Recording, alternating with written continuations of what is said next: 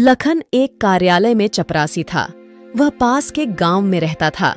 कार्यालय आते ही राम राम महेश बाबू। राम राम लखन। लखन और महेश बाबू में बहुत अच्छी बनती थी। एक सुबह लखन कार्यालय जल्दी ही पहुंच जाता है। महेश बाबू के कमरे में जाकर उन्हें खोजता है। लगता है वे अभी कार्यालय नहीं आए। थोड़ी देर बाद महेश बाबू आते हुए नजर आए। लखन दौड़ता हुआ उनके पास पहुंचकर घबराते हुए, बाबू, मेरा पूरा परिवार आफत में आ गया है। समझ में नहीं आ रहा है कि क्या करूं। क्या हुआ लखन? ऐसा क्या हो गया? विस्तार से बताओ। बाबू, मेरी बेटी लकड़ी लेने जंगल गई थी और वहीं उसे किसी चुड़ैल ने पकड़ लिया था। कुछ गाय बकरी के चरवाहों की नजर उस पर पड़ी। वे लोग ही मेरी बेटी को जैसे तैसे करके घर लाए थे, पर आज सुबह फिर से उस पर चुड़ैल हावी हो गई है। समझ में नहीं आ रहा है कि क्या करूं। बाबू बाहर गए। उनके पीछे लखन भी बाहर आया। बाबू ने कुछ पत्तों को तोड़ा और मन ही मन कुछ मंत्र बुदबुदाया और वे पत्ते लखन को दे दिए। इन्हें पीसकर अपनी बेटी को पिला देना। मैं कुछ काम निपटाकर अभी 1-2 घंटे में आता हूँ। ठीक है महेश बाबू। लखन रास्ते में केवल एक ही बात सोच रहा था कि कहीं बाबू ने मजाक में तो इन पत्तों को तोड़कर झूठ मूठ में कुछ बुदबुदाकर मुझे नहीं दे दिया। नाना, वे मेरे साथ मजाक नहीं कर सकते, वो भी ऐसे हालात में। लखन ने घर पर पहुंचकर अपनी पत्नी गौरी को आवाज दी।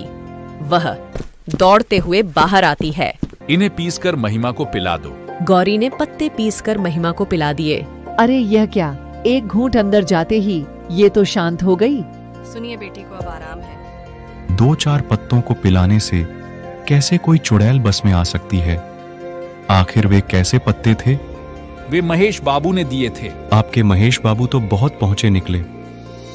जिस चुड़ैल को बस में करने के लिए सारे हथकंडे अपना लिए, उनके दिए 2-4 पत्तों से ही बस में आ गई। महेश बाबू को देखते ही लखन, महेश बाबू, आपके पत्तों ने तो कमाल कर दिया।